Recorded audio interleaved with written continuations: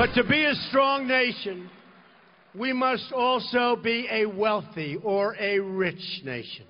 But they say, Mr. President-elect, it doesn't sound good when you say rich nation.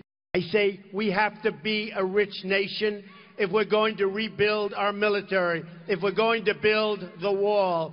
We have to be a rich nation. If we're going to repeal and replace Obamacare, we have to know what we're doing. And we have to be a wealthy nation again. Isn't that wonderful? I mean, isn't it? It's good to be rich.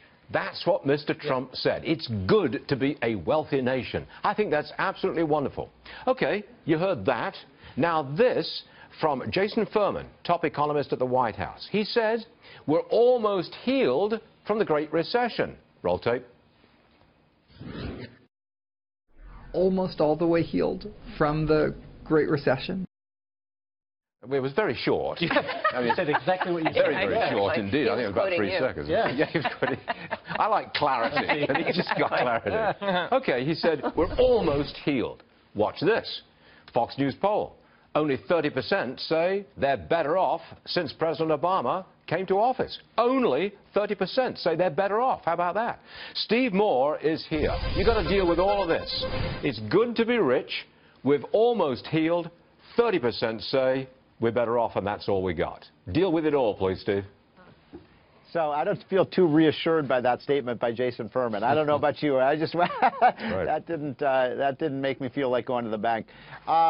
I think there's a new narrative, Stuart, that's coming out of the Obama administration in its final weeks of saying, look, everything's wonderful, we fixed everything, all we need is just Trump not to screw things up, which is not a narrative I think most Americans believe. In fact, if that were the case, then Hillary Clinton would have been reelected. But Americans do understand there are very real, serious, long-term structural problems with this economy that have to be fixed. I mean, my goodness, we still have 40 million people on food stamps. We have 95 million people outside of the workforce, many of whom could and should be working.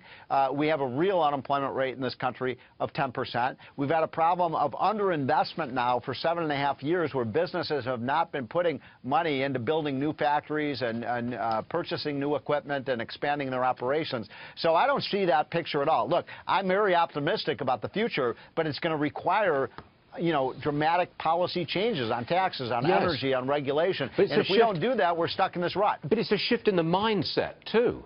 When the president-elect says it's good to be a rich nation, look, he struck a chord, because for years and years and years we've heard that income inequality is holding us back. It's a terrible thing.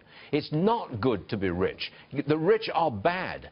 This is a real change in the mindset of our president. That's how I'm reading it, Steve. Stuart, I'm going to make a little confession to you. Don't spread this around, but I like rich people. I like rich people. I mean, people who are rich and successful are people who really help build this country, and they're job creators.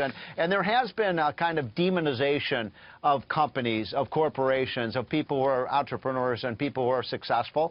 And look, the good thing is most Americans don't agree with that. Most Americans admire rich people. We aspire to be rich. We want to be more like them, whether it's Bill Gates or Warren Buffett or it's Donald Trump. And the fact that Donald Trump, as a rich man, whom, by the way, he never hid his wealth, he celebrated his richness and his wealth to the American people. And you know what? They absorbed that. That's one of the, I think, the big attractions that Donald Trump had to voters. But I will also say this. I believe that Donald Trump is going to be judged 4 years from now, not in terms of how many people he makes rich, but how does he do for those people in the underclass who just haven't had a chance, haven't seen a recovery? Does he provide them with the kind of economic opportunities that's the standard by which you will be judged 4 years from now. Steve Moore, thank you very much indeed, sir. Good to see you this Friday. I'm moving on to the rich people. It's good to be rich.